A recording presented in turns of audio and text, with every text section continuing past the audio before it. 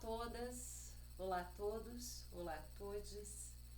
Meu nome é Patrícia Pereira, mas todos me conhecem como Pagu Leal, uma referência à musa do movimento antropofágico, Patrícia Heider Galvão, e uma homenagem à minha rebeldia da época.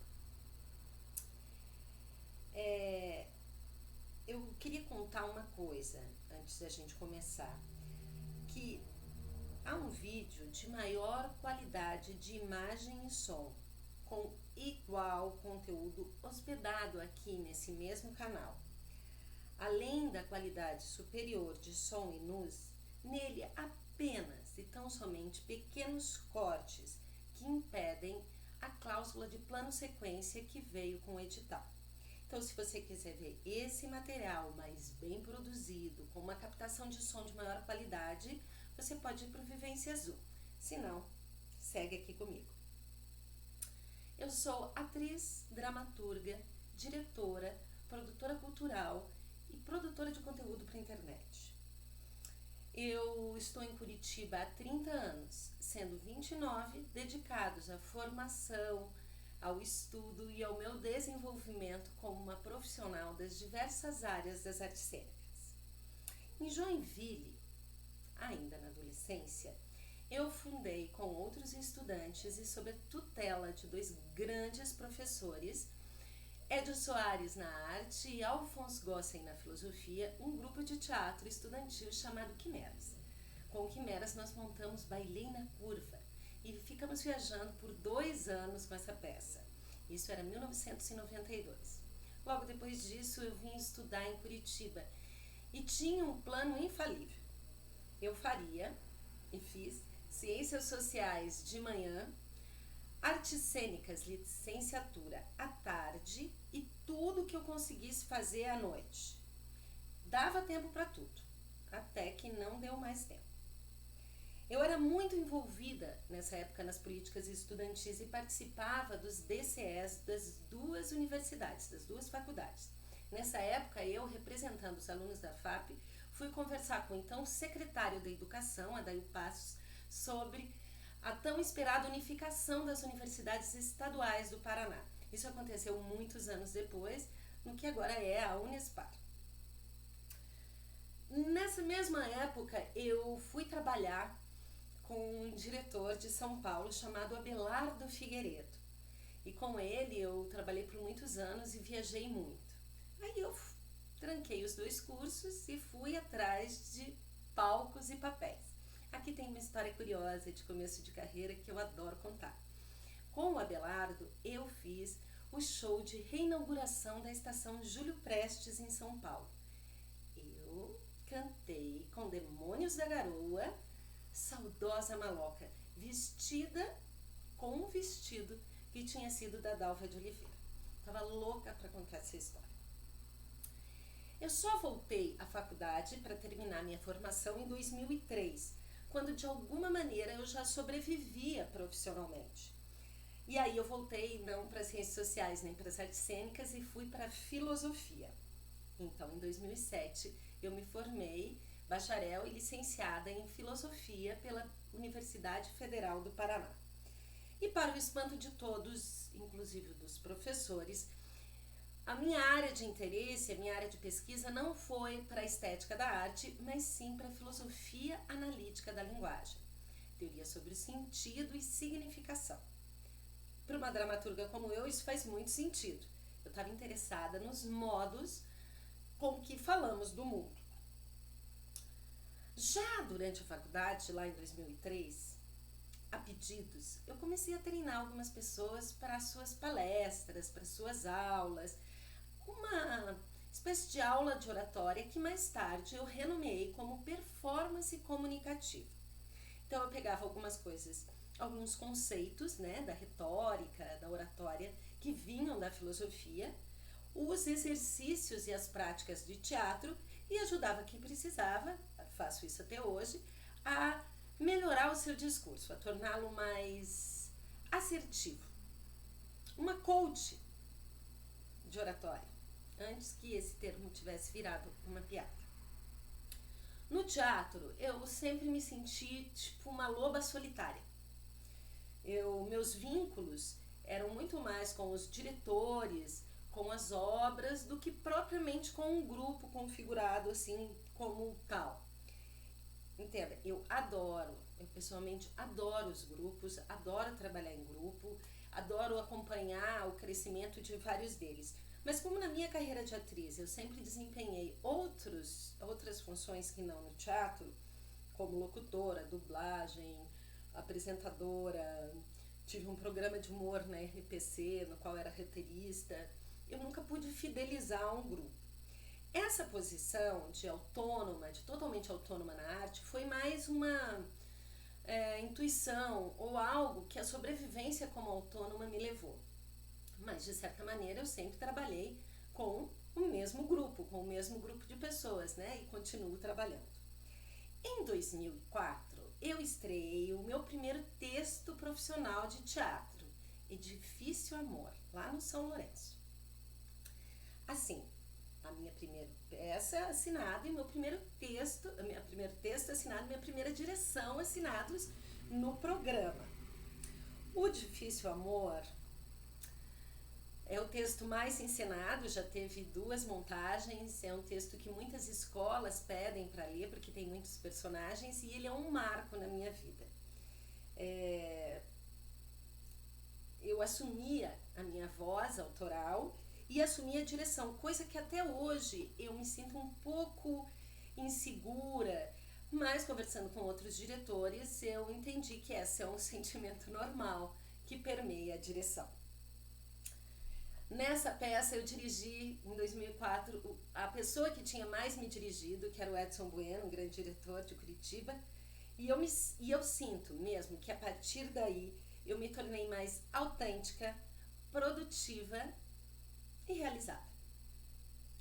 De lá para cá, de 2004 para cá, foram 11 textos encenados, 2 textos premiados, muitos textos engavetados e outros tantos ao cuidado de alguém que está tentando aí uma lei, um mecenato, um incentivo para poder montá-las. Essa transposição da minha voz de atriz para minha voz autoral trouxe um resgate da minha própria história. E com todo o envolvimento que eu tenho com a pauta feminista, mais especificamente a partir de 2015, com a minha proximidade à partida feminista, juntamente com a filósofa Márcia Tiburi, eu comecei a sentir uma necessidade de falar do meu tempo.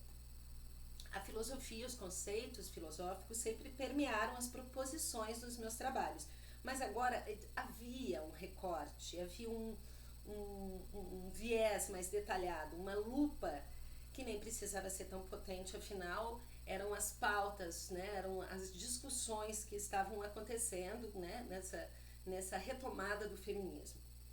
Obviamente, eu reconheço todos os meus privilégios de mulher branca e cis.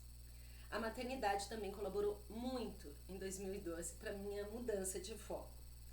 Eu ainda trabalho como atriz, ainda tenho todas as minhas demandas como atriz e muitas vezes eu estou no palco e não tenho nenhuma relação com o texto nem com a direção.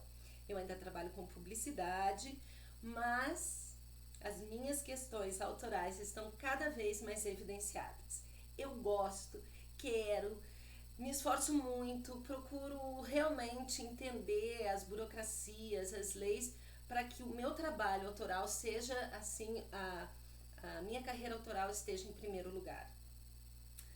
As minhas influências, aí as influências de teatro, as influências de literatura, as influências de música, mas eu vou falar um pouco das influências do teatro, e especificamente porque estamos em Curitiba e quem teve uma carreira aqui teve muita influência das peças e obras que vieram através do Festival de Teatro de Curitiba.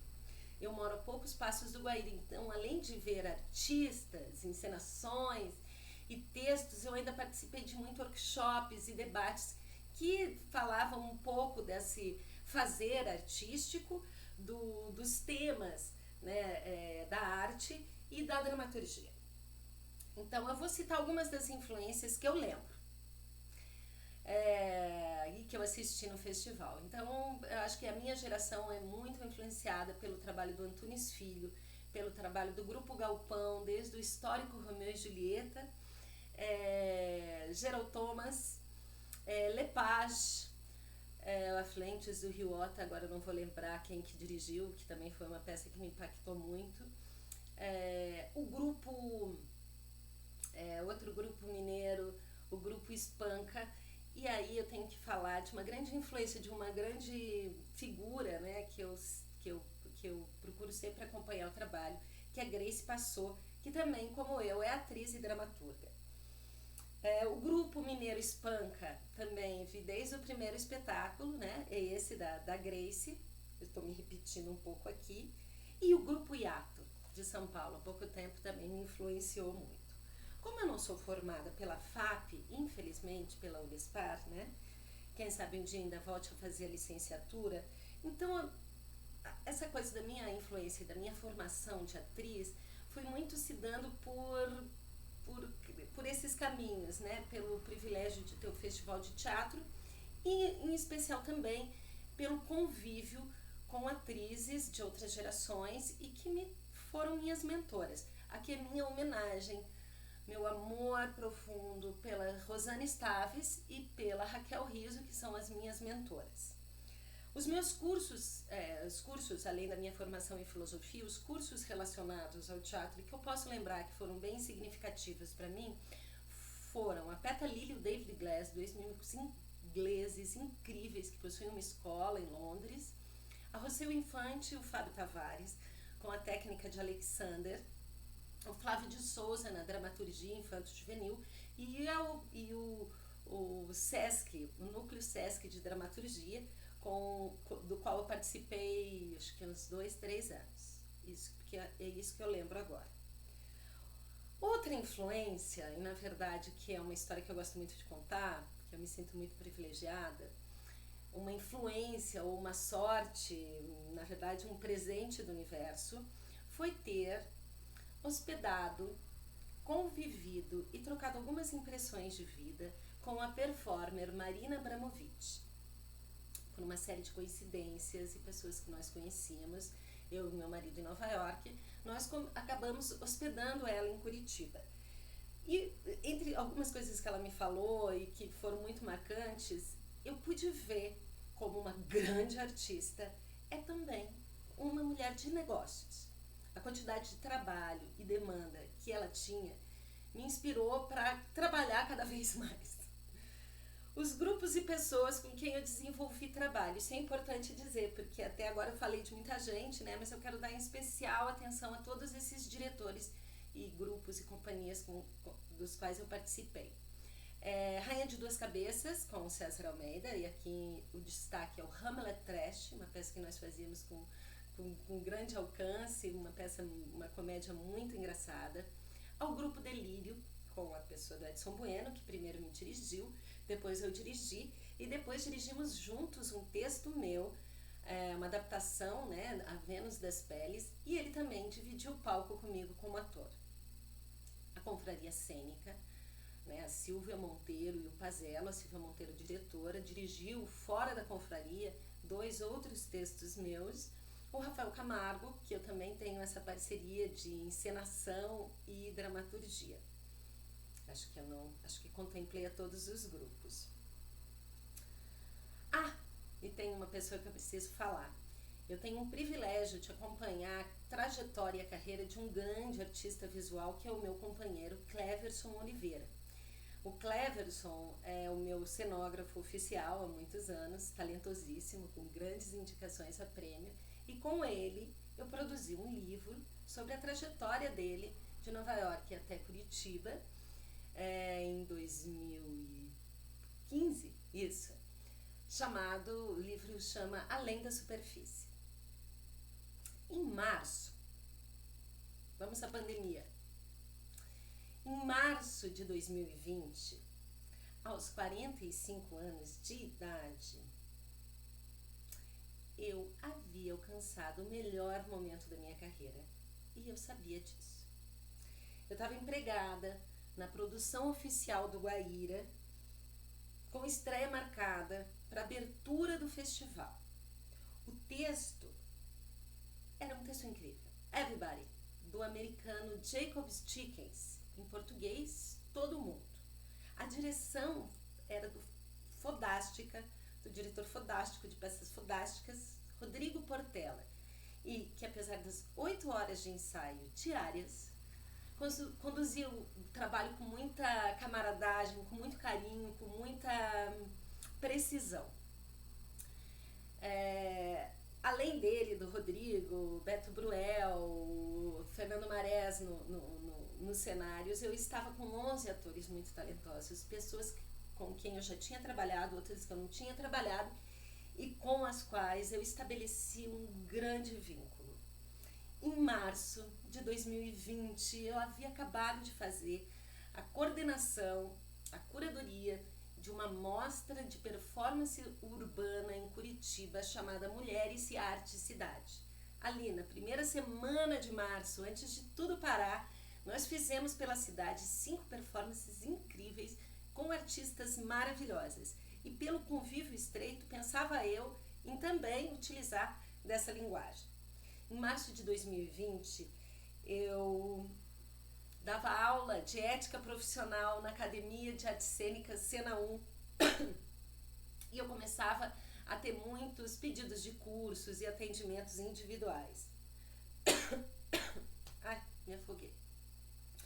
Em março de 2020, a minha vida estava muito bem agendada e perfeita e estava tudo certo.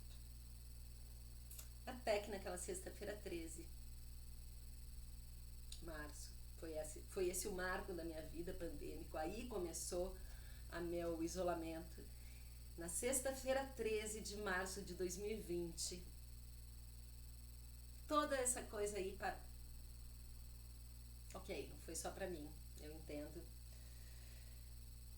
Mas foi um choque.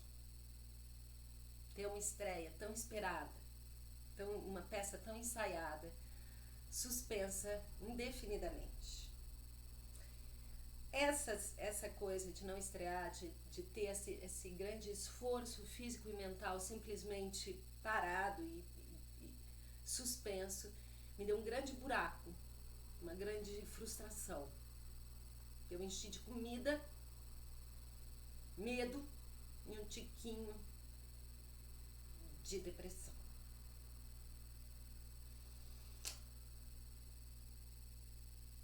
Eu penso assim, a pandemia, pra mim ela teve 4 temporadas. E lá no começo, na primeira, eu posso lembrar o que imaginávamos.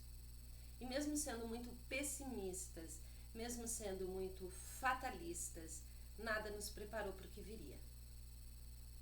A quantidade de vidas, de pessoas incríveis, de projetos, de encontros que não aconteceram. Lá no início dessa primeira temporada, quando estava tudo ainda muito, todo mundo trancado, a rua da frente aqui de casa assim, silenciosa, parecia que havia uma suspensão no tempo, eu fiquei pensando nos animais de zoológico. Eu fiquei pensando que eles passam a vida inteira confinados, isolados, em lugares, muitas vezes muito menores que o nosso apartamento. Só que diferente de nós, eles nunca vão ser liberados e nem podem sair de máscara por aí. Todas as notícias que eu li sobre aqueles animais que invadiam a cidade, os golfinhos em Veneza, todas essas informações me deixaram muito curiosa, empolgada. E eu ainda quero usar isso num texto. No entanto, a primeira providência que uma mãe precisou tomar na pandemia foi: o que é que eu faço com a educação formal do meu filho? Como que eu arranjo espaço para essa criança gastar energia, aprender, se desenvolver?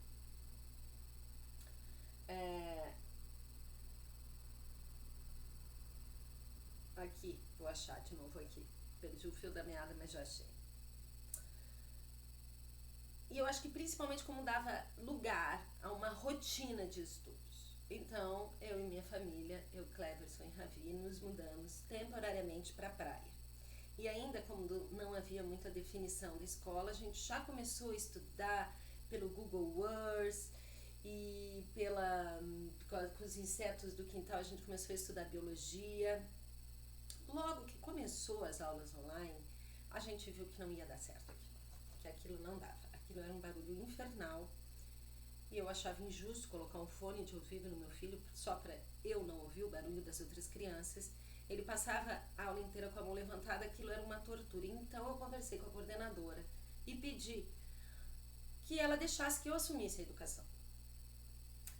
Antes da pandemia, o Ravi, meu filho, tinha, sei lá, um diagnóstico, essa é uma palavra pesada, mas ele tinha tido assim uma conversa de um pequeno atraso na alfabetização, coisa que eu não estava nem alarmada. Pois então, eu assumi a educação do meu filho e entre o Globo, o Quintal, a Restinga e o Mangue, livros, cadernos, eu ensinei o meu filho a ler. Eu confesso que eu me estressei muito. Foi cansativo, foi bem desafiador, mas foi imensamente gratificante. Eu tive que reaprender a matemática para ensinar a matemática para ele. Eu continuei no homeschooling esse último ano, o ano de 2021. O Ravi também não foi para a escola, nós continuamos a estudar em casa, né, com o material didático e orientação de uma escola, mas só comigo. E se há alguma coisa que eu me orgulho na pandemia é de ter alfabetizado meu filho. Eu não senti tanto no começo, primeiro, a falta da vida social. Eu sou muito enfurnada em casa e fora as vezes que eu estou em cartaz, eu estou bem quietinha na minha casa mesmo, estudando piano, ou lendo ou escrevendo alguma coisa. Mas meu filho passou quase 2 anos sem brincar com outra criança. Para o meu filho e para o meu marido, o distanciamento social foi muito sentido. Eles realmente sentiram muito a falta do convívio social. Vamos lá. Como eu, os outros, todo mundo do elenco, tiveram as suas expectativas profissionais desmoronadas. Então a gente começou a se encontrar em reuniões semanais para pensar se a gente continuava ensaiando, né? Para não deixar a peteca cair, a gente estava ensaiando tanto, vamos continuar e tal. E a gente pensava, não, em agosto vai rolar. Primeiro semestre de 2021, com certeza. Segundo semestre de 2021. Estamos no primeiro semestre de 2022 e agora acho realmente que a peça Todo Mundo nunca mais voltará em cartaz, o que é uma pena. Então eu e esses 11 outros atores, lá atrás, na primeira temporada da pandemia, pensamos em montar um canal. Nós tínhamos muito material, muito registro dos nossos ensaios. E havia, todo mundo teve 2 ensaios abertos, algumas pessoas assistiram. Essas pessoas estavam dispostas, ainda impactadas pelo trabalho, a dar os seus depoimentos. Então, nós apresentamos um projeto para a então maravilhosa e queridíssima diretora do Teatro Guaíra, Mônica Richtbitter, que bancou. E nós ficamos, esses 11 atores, eu e esses 11 atores, produzindo um canal chamado Eu Também Sou Todo Mundo, que está na plataforma do YouTube e também do Instagram.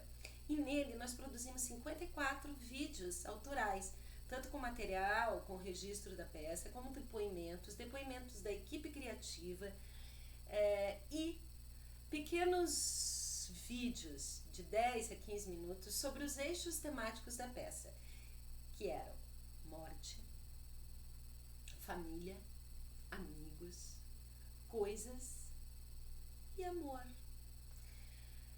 Foi uma experiência intensa, foi uma troca de linguagem muito rápida, mas foi uma capacidade de criar juntos que me deu bastante esperança para continuar durante a pandemia.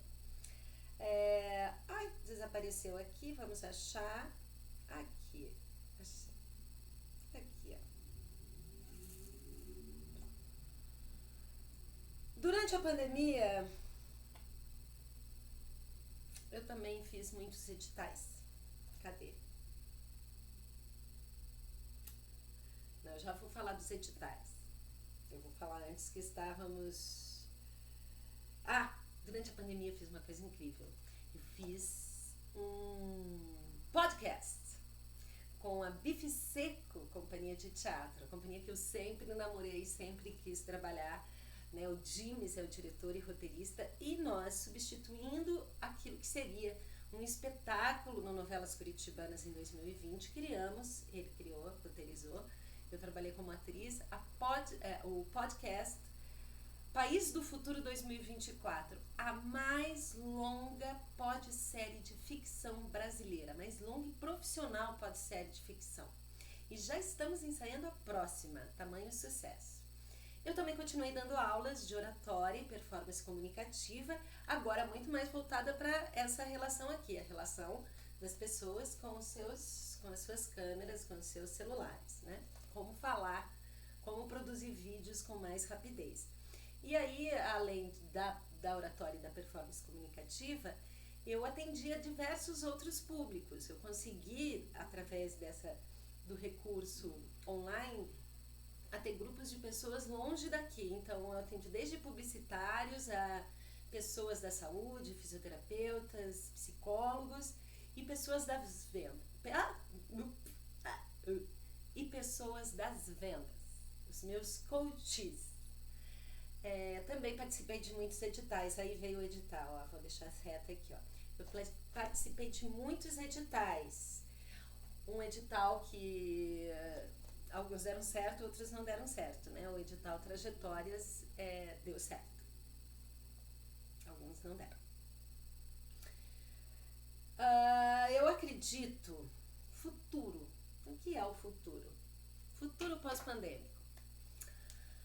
Eu acredito que essas artes presenciais, aí eu vou falar do teatro, que é de onde eu posso falar, elas vão ter uma grande importância na recuperação afetiva das pessoas, né? Esse encontro que as pessoas estão tão carentes e que as artes presenciais podem nos dar. Hoje em dia, quando alguém me procura, quando um jovem ou uma pessoa que me procura querendo desenvolver qualquer potencialidade artística, eu estimulo, eu falo, vai mesmo, é isso aí, passo o link, dou o nome da escola, porque ao contrário do que a gente possa imaginar e do que queiram fazer a gente crer, o mundo vai precisar de muito artista, muito poeta, muitos escritores, muitos bailarinos, muitos músicos, muita ópera. É isso aí.